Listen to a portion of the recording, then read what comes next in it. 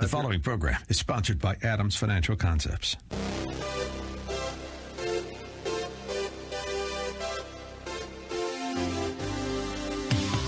Welcome to About Money, a different approach to investing you won't hear anywhere else. Your host, Mike Adams, is a registered investment advisor and works with investment portfolios exceeding over $100,000 in net worth and has a proven track record of managing long-term investments, surpassing the markets in the long term. The information shared in the following program is for educational purposes only, and any investment advice given may not be suitable for all investors. And now, here's Mike. And it's Saturday, and we're going to be talking about money. Here on The Answer, we have The Answer About Money.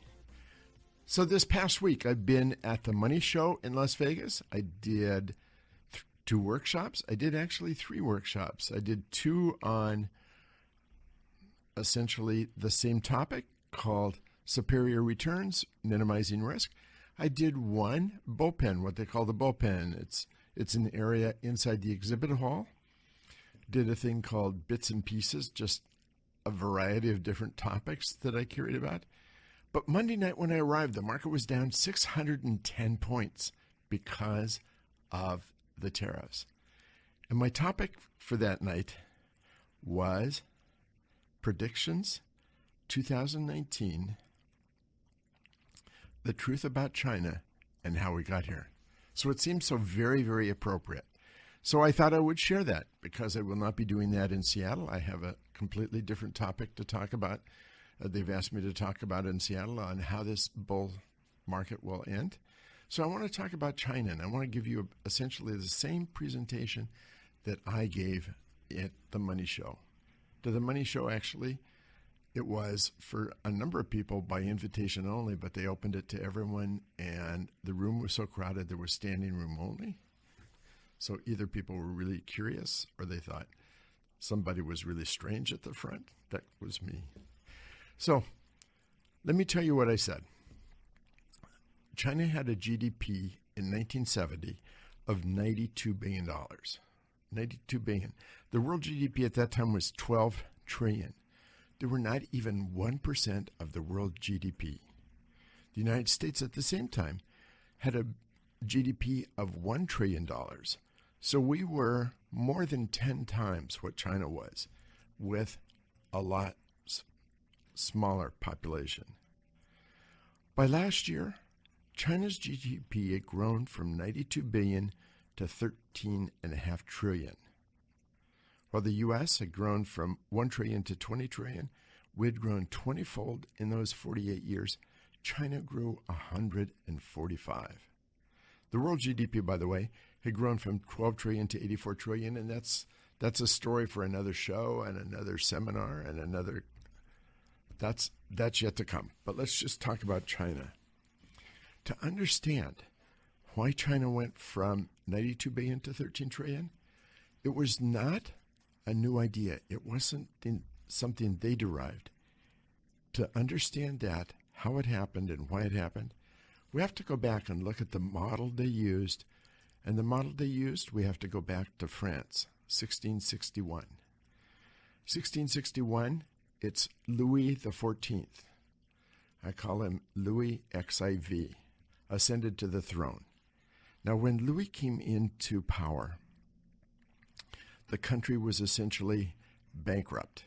They'd fought 3 major wars. They'd fought 2 minor wars. They'd spent a huge amount of money fighting those wars. They had an economy that was a backwards economy. It wasn't globally competitive. It was mostly agriculture with some small crafts that were not competitive worldwide. It was truly backward. They needed to raise money. And money in those days, paper money, was not to be put into circulation for another 100 years. Money was specie. It was gold or silver. You had to have gold or silver to have money.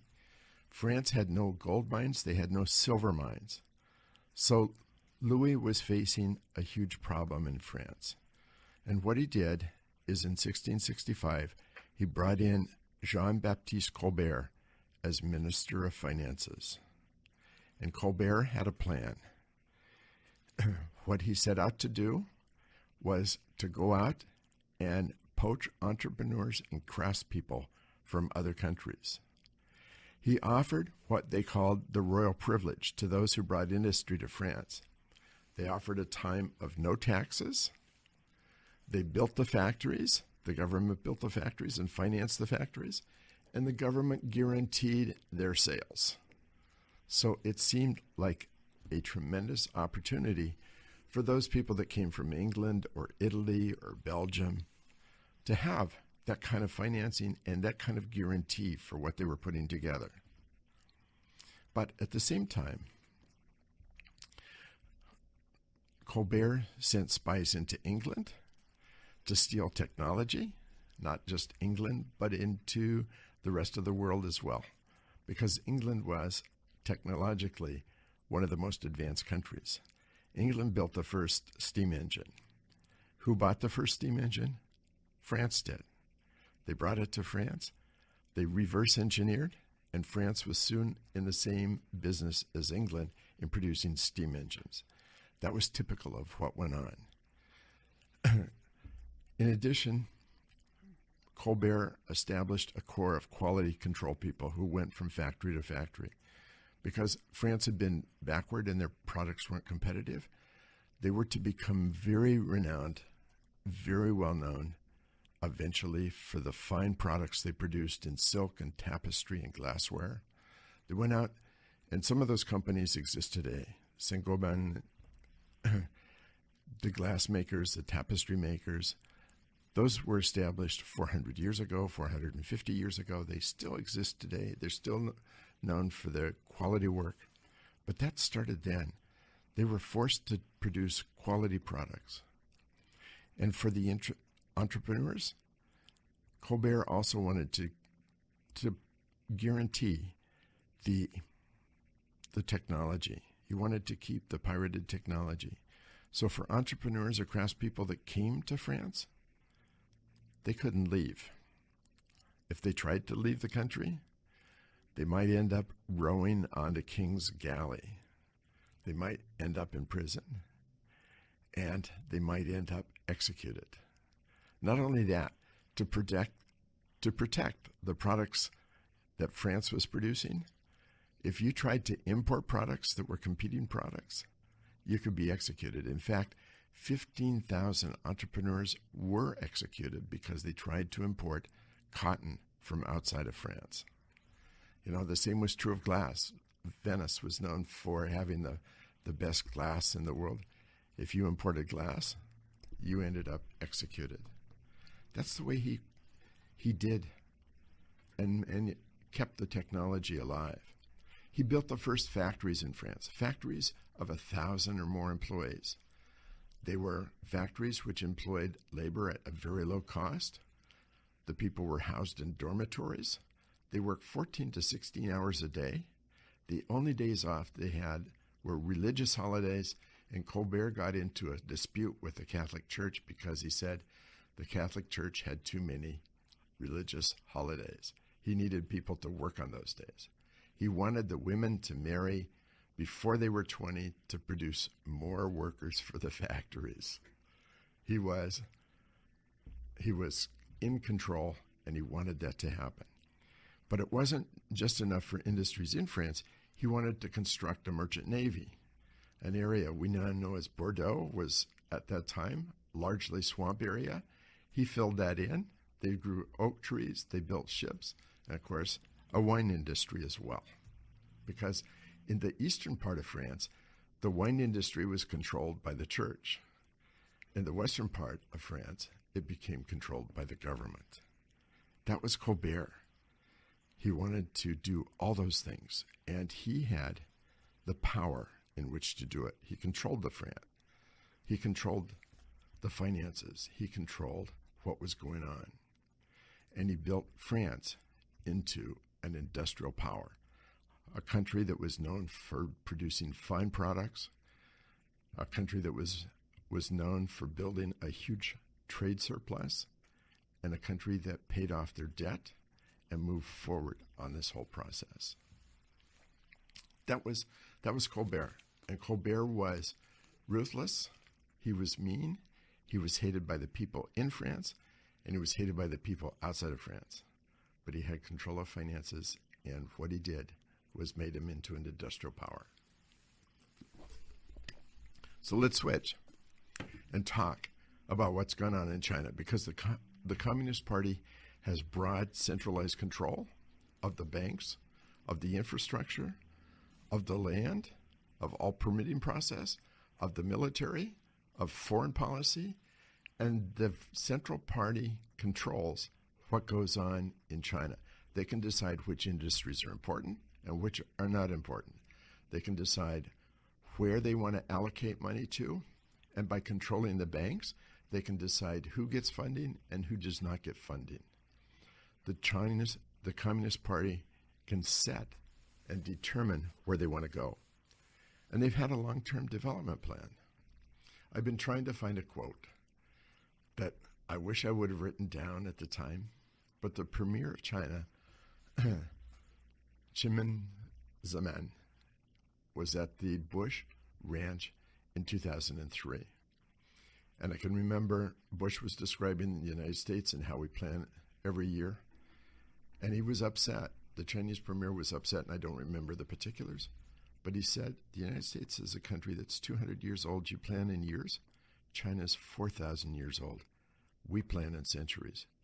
Don't go away, because we're going to come back to that thought right after this commercial break. We've got a lot more to talk about China and understanding what's happening there and how it affects investments.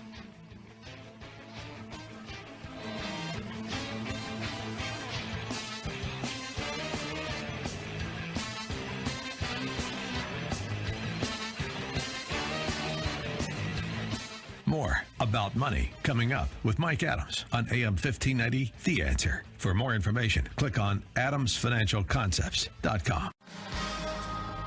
About Money continues. Remember the website, adamsfinancialconcepts.com. Here's Mike. So not only does the government have control, but they set the policy going forward. I started talking about China. The model they use is the model that happened, mercantilism in France during the 1660s. China's been using the same plan, same moving forward.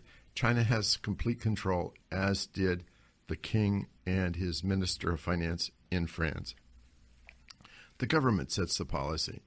They own industry, they own companies in critical industries, and they exercise control in even some of the non-critical industries.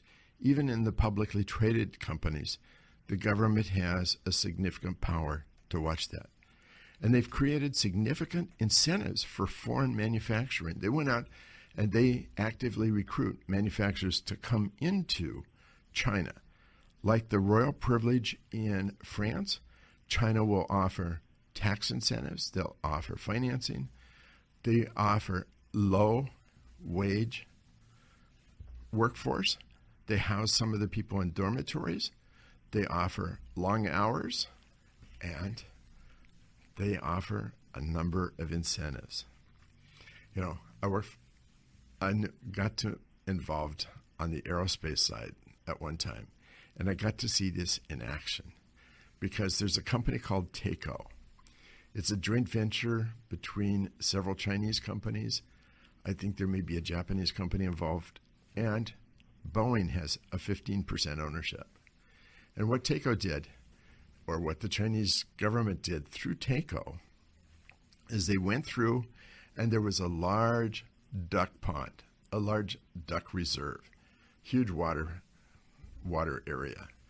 What they did is they went in and they covered it up, rolled in, and paved over the whole thing, built hangars, and started the process of conversion of aircraft. Now, when passenger planes get to be about 15 years old, the airlines will take them out of service to buy new aircraft. And what happens to those old hulls is they're converted to freighters for DHL or Federal Express. Amazon is getting into that business. They take the plane, they'll redo the skin, the outer surface of the plane that has the windows. They'll redo that outer surface, that metal, so that you don't have windows. They'll strip out the entire interior. They'll put in conveyors and conveyor belts so that you can load pallets into the plane. So everything of the interior disappears just so you can load pallets into that, load it up, and they become freighters. Takeo became, at one time, the largest conversion facility for 747s in the world. They built hangar after hangar. They housed the workers in dormitories. They worked the workers long hours, and they paid them a low wage. All this created on what they called the duck pond. It was Boeing technology that they used, the type certificates which allowed them to build and maintain that facility, and those aircraft became certified using the Boeing certificates. And now it became a Chinese product, Chinese technology, pirated just like the French pirated the steam engine. Same thing, same deal. You look at companies like Foxconn. Foxconn employs over 300,000 people, 100,000 alone a few years ago, and my numbers are probably out of date, but over 100,000 workers producing Apple products. Apple products, of which most are made in China and shipped to the U.S. and sold to U.S. consumers. The people are paid low wages, they're housed in dormitories, and they work long hours. China has complete control over what goes on. Not only does Foxconn do Apple products, they do Hewlett-Packard products. They do a number of high-tech industry products, all produced there. The net result is China exports a ton of materials. But of what they export, 70% of their exports are from companies that relocated in China. Not Chinese companies that export, but companies that relocate to China, and the Chinese products are exported. Think about it. Apple is an American company, but their products are exported from China back to the United States. That's a lot of the balance of trade. That's where we are with China. That's what's happening. So that's how we got to where we are today. But that's not the end of the story, because every 5 years the Chinese hold a party congress. And in 2017, the party congress came up with what's called Made in China 2025. And their idea was to dominate technology fields, medical, computers, mobile devices, electric vehicles, agricultural machinery. They want to dominate in those areas, dominate world supplies. They want to make sure that all the medical equipment for China is made in China. All the mobile devices for Chinese are made in China. All the computers are made in China. All the agricultural equipment is made in China. And they want to replace the United States as the world manufacturer in all those areas.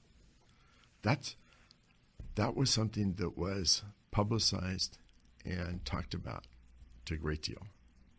But a couple years ago, they came up with another program called the Belt and Road Initiative.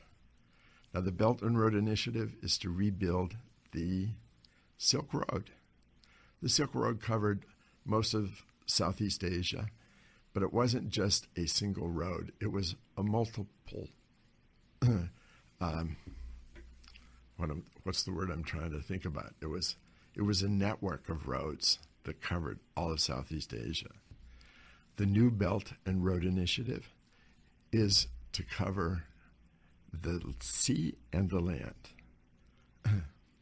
The road initiative is for the sea.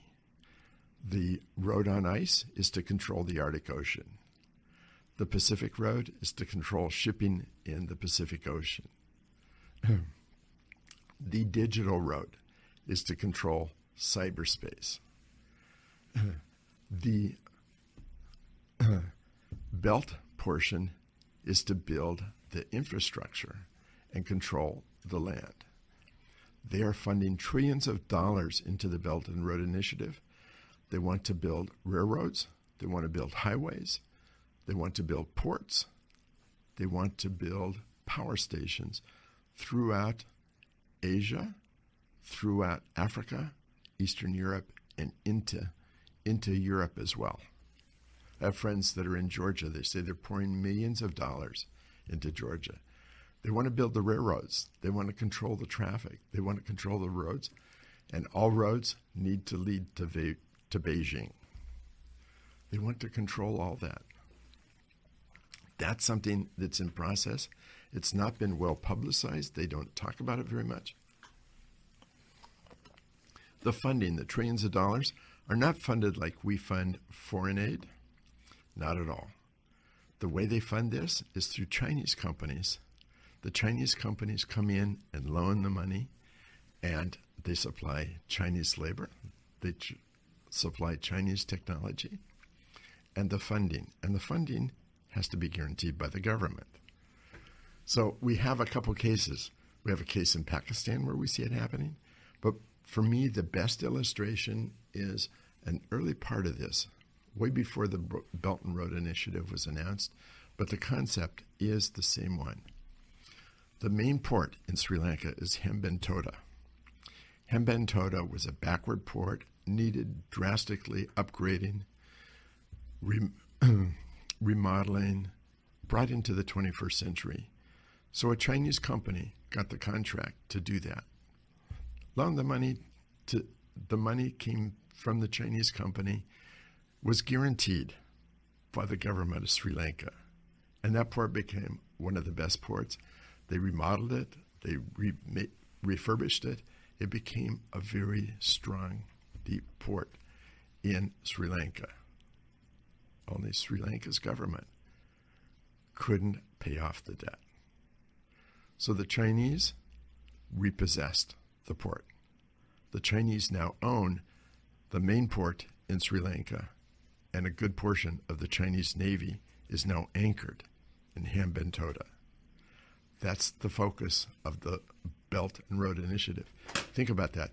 The Chinese will own the railroads throughout Southeast Asia, throughout most of Asia, through Eastern Europe and into Europe. And we're seeing a lot of money pour into places like Italy.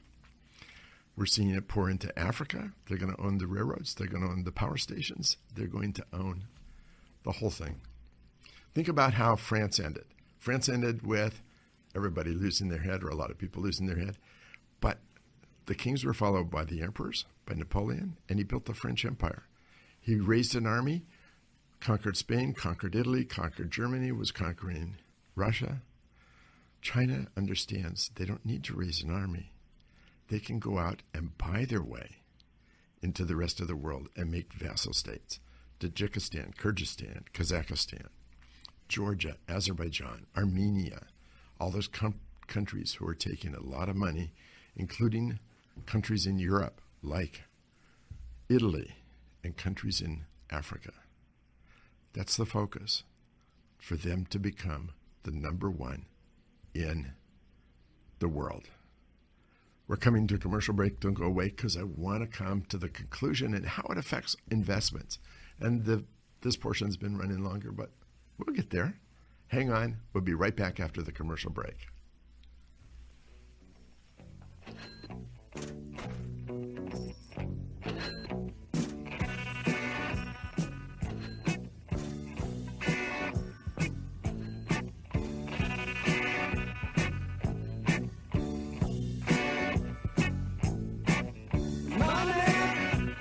More about money coming up with Mike Adams on AM 1590, The Answer. For more information, click on adamsfinancialconcepts.com.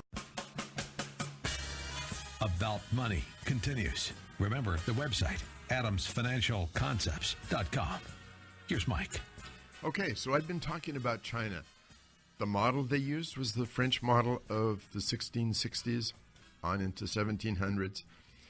The impact they're having is through Made in China 2025, they want to dominate in a number of industries. They want China to produce all the products for China, in China. They want to dominate the world, and they want to dominate through building infrastructure around the world, and they want their companies to dominate as well. That means that's going to have a significant impact on companies in the U.S. because we're going to be competing directly with Chinese companies, oftentimes with pirated technology. Part of the tariff thing going on right now in the trade agreement is to force China to respect intellectual property. Whether they will or not, I don't know. That's a question. But that's part of the focus, and that's part of what they walked away from.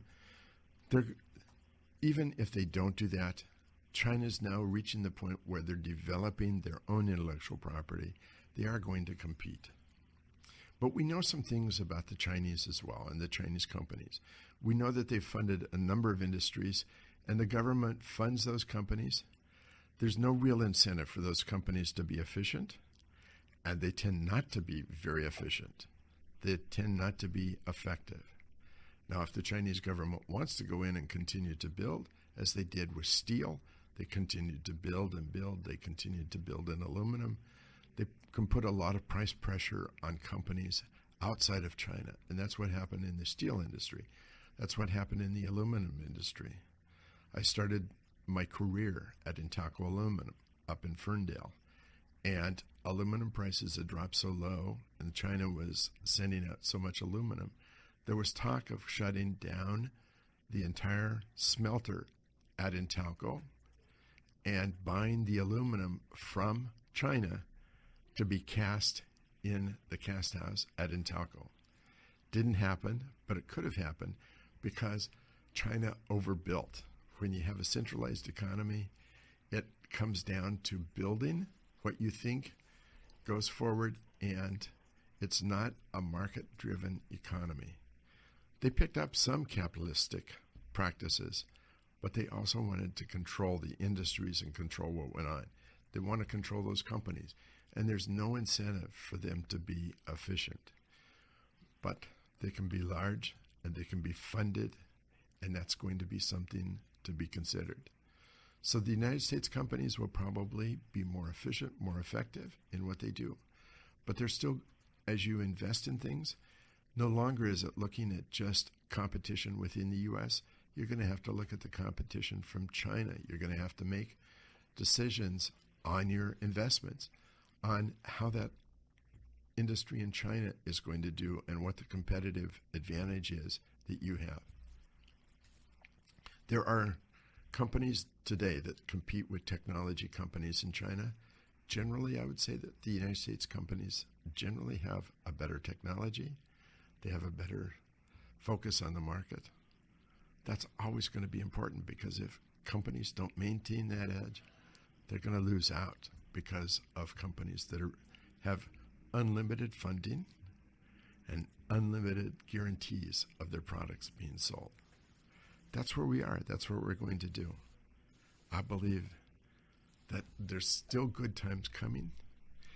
And at the very beginning, I said that the world GDP has only grown 7-fold when China grew 145-fold, U.S. grew 20-fold. If you look at what I've been talking about with Standard Chartered Bank study of the super cycles, the first super cycle from 1870 to 1913, the second super cycle from 1945 to 1970, and the third super cycle that began in 2009. The growth is coming from the rest of the world countries. I'll get it right. They're going to have a significant impact on what goes on. China, we've seen almost a miraculous growth come out of China. I once had a client, for example, who was the plant manager for American Standard. This is some 20 or 30 years ago. He said he had over 1,000 employees. They were producing toilets and bathtubs and shower stalls. Not one of the employees had ever seen a toilet or a bathtub or a shower stall. Today, those employees own smartphones and are driving cars. The world has changed for China. It's changing for the rest of the world as well. that's a focus that will keep the market going, in my opinion, for another 5 or 10 years. But as we grow and in your investments, you have to keep in your mind, in the back of your mind, always what's happening with China, because it's not only happening in China. Vietnam is trying to duplicate that. Other countries are going to try to duplicate it. So we're going to live in a very different world with a very different competitive advantage for other countries and a very competitive struggle to make it work for us. Maybe it's because I'm an American, maybe because I'm privileged to live in America. I believe that we win, but we'll have to see. In the meantime, as John Templeton said, bull markets are born on pessimism, they grow on skepticism, they mature on optimism, and they die on euphoria. You know, we still haven't reached the optimism stage. We've got a ways to go, so hang on for the ride, because it's going to be a fun ride to do. That wrapped up my speaking thing in Las Vegas for my Chinese conference attendees. I also had one on superior returns, minimizing risk, and bits and pieces. I will be talking about that in Seattle. The Money Show is coming to Seattle June 15th and 16th. It's free. Please come. I think I do a great job, but then it could be just my family that tells me that. Anyway, let me introduce my guest today. He's got a great story to tell. He's done a great job, but I'll let him tell you about that. My guest is Marty Steele of First Sound Bank. Welcome to the program, Marty. Thank you, Mike. So why don't we talk about your background in banking? Sure. I spent about 20 years at Bank of America, but it was called Seafirst back then, much different bank. And then I got into small community banks, and I worked for a small bank called Commerce Bank, which is a great bank. Most of us were from Seafirst. Our strategic plan was to bring customers from Seafirst over, which we did after Bank of America took them over. I was CEO at Charter Bank in Bellevue. We sold that bank about 6 years ago. But you built it up. We built it up. It was a turnaround. I got there in the middle of the recession when things looked pretty bleak. Turned the bank around. Then I went to be CEO at Bank of Washington up in Linwood. Also a turnaround situation. We just sold that bank last month to a credit union in Tacoma, which is very interesting. Which is an interesting case. We were the first in the state of Washington. That was the first. It was a very difficult transaction from a regulatory standpoint, but our shareholders tripled their money, so it was a good story. So now I'm at First Sound Bank. It's very exciting. So talk about First Sound. So we are a small community bank in downtown Seattle. We are the smallest bank in Seattle, but we're also the most nimble, the most flexible. We have great people. We're growing the staff and hiring people, and we bank small businesses, high net worth individuals, nonprofits. So talk about banking and what's going on in banking. So banking's changed a lot, as you might imagine. In 2006, before the recession, there were 85 banks headquartered in the state of Washington. Today, there's 42. The recession was not good for banks here in the state. A lot of overbuilding, overlending. Most of them either failed or sold at the bottom. So it's a much more difficult industry than it was.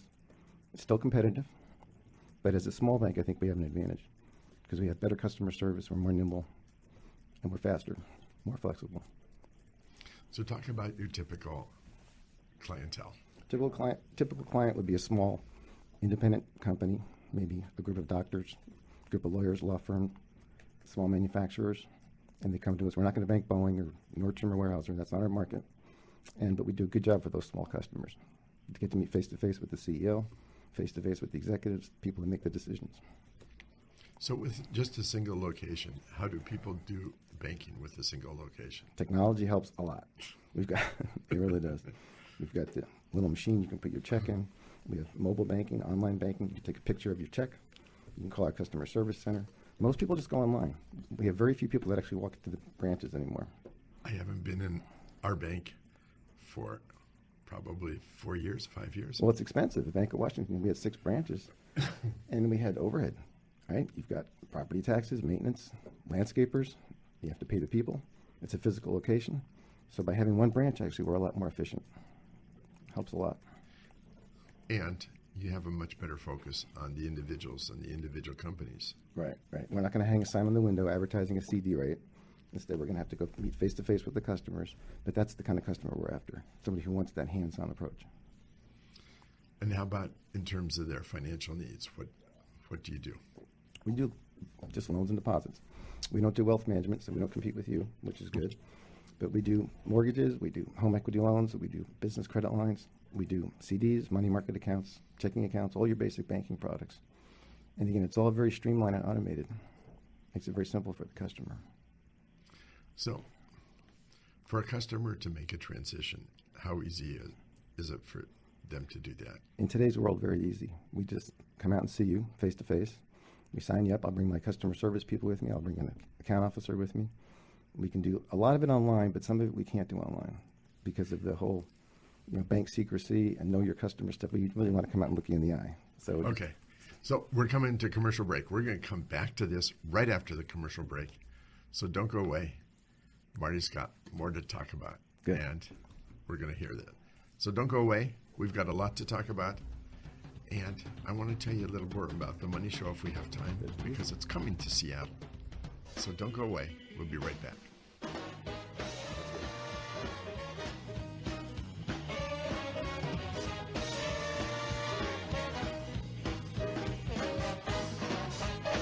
More about money coming up with Mike Adams on AM 1590, The Answer. For more information, click on adamsfinancialconcepts.com. About Money continues. Remember the website, adamsfinancialconcepts.com. Here's Mike. So I'm here with Marty Steele of First Sound Bank. And when he gave his background, it was really a short. So I'm going to fill it in a little more because I've known Marty for a little while now. Marty came out of Seafirst Bank, Bank of America. Yeah. He took over Charter Bank. Charter Bank. It was a turnaround situation. It was in a really bad shape. He was able to turn that around, make it into a bank that was sellable to another bank. Then he took over the Bank of Washington, which was another turnaround situation, struggling through. He was able to build the deposit base. He was able to build the loan base. He was able to turn that around and just recently sold it. Now he's at First Sound Bank, also a turnaround situation. And when you're in that kind of a situation, you'd really work to do the very best. You have to compete because you can't sit back. You're not a Bank of America and sit back where you can say people can't put up anything in their cubicles except for Bank of America literature. You can't sit back and do that. You can't sit back and say that you won't service customers. My mother worked for U.S. National Bank. I grew up. She was working for U.S. National Bank. I had a savings account from the time I was 3 or 4 years old at U.S. National Bank.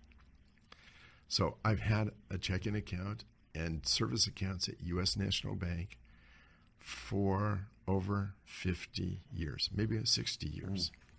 We can get you to move some of those over to First Sound Bank. I needed to get a gold medallion signature one time.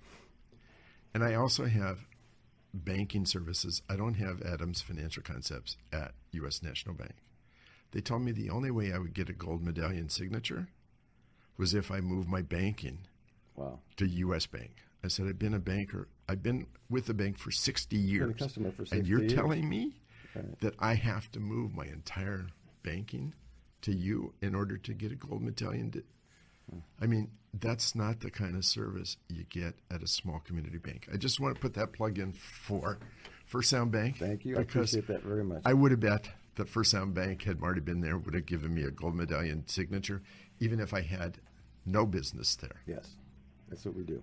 That's what you do. That's what we do. Our typical customers are, again, as I said before, local businesses. We're not going to bank the big companies because we're too small. But most of the businesses in the state of Washington are small businesses. Amazon and Microsoft get the headlines, but 80% of the companies in the state of Washington are actually small to medium-sized businesses, and that's our target market. And they're the ones that are growing and adding employees. And they're growing. They're benefiting, of course, from the big companies being here.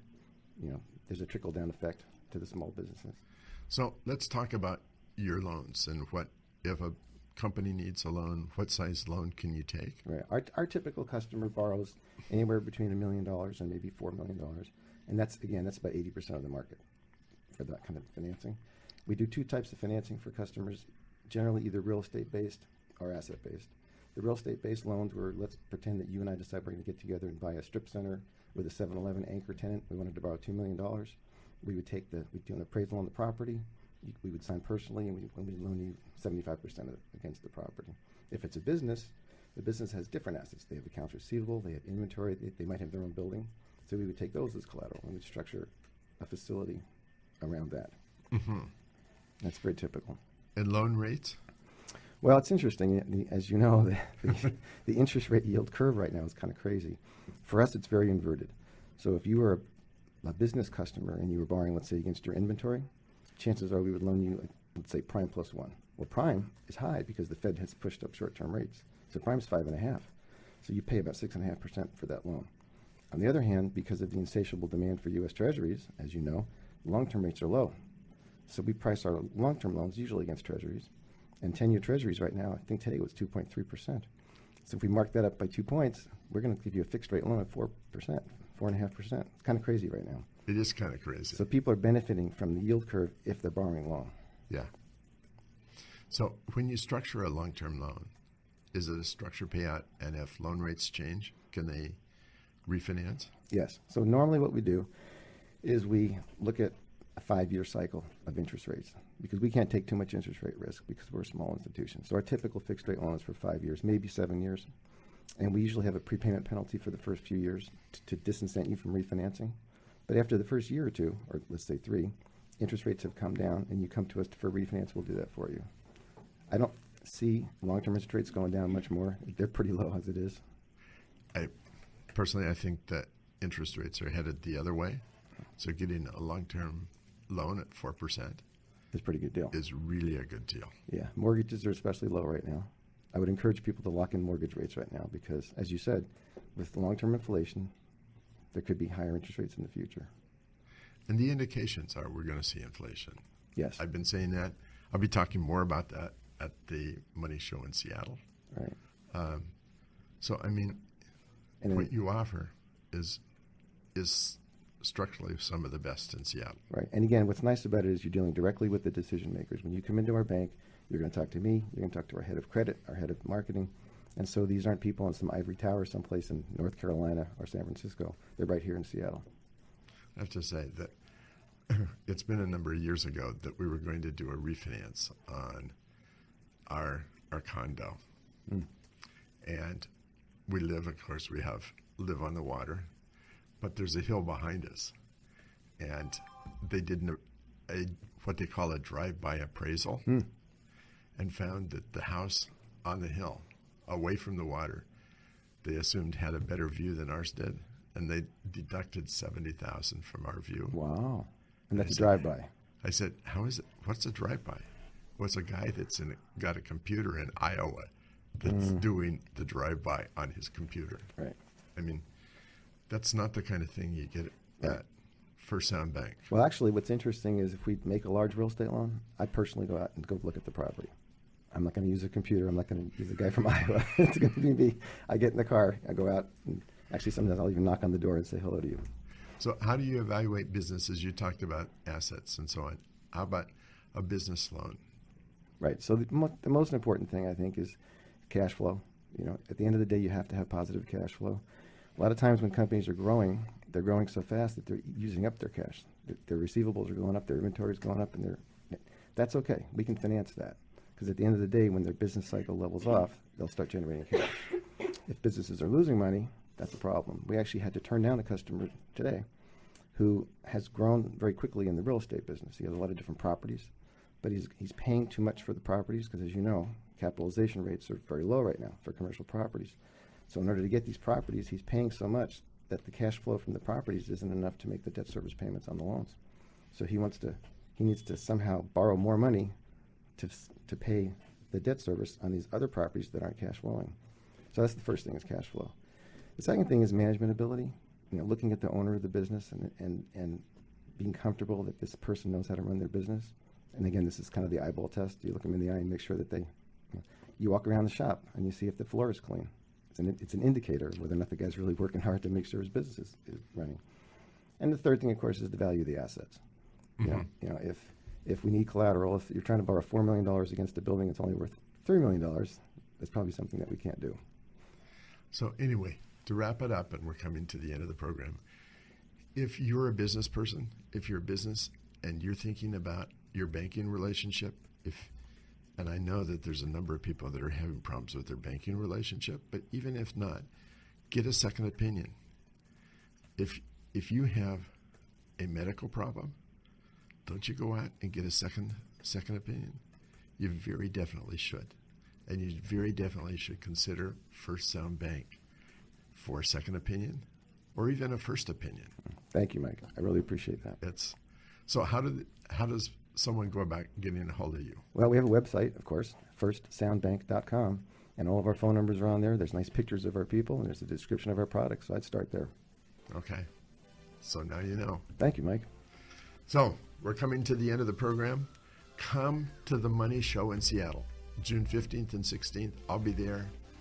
Steve Forbes will be talking about the bull market. He talked about the bull market in Las Vegas. I'm sure he'll be talking about the bull market in Seattle. You've been listening to About Money with Mike Adams, a registered investment advisor. If you'd like more information about what you heard today, or about Mike's investment philosophy and strategy, or if you'd like Mike to evaluate your own portfolio, click on adamsfinancialconcepts.com. That's adamsfinancialconcepts.com. The information shared on the preceding program was for educational purposes only, and any investment advice given may not be suitable for all investors. Join us again next Saturday at noon for more About Money with Mike Adams here on AM 1590. The Answer. The preceding program was sponsored by Adams Financial.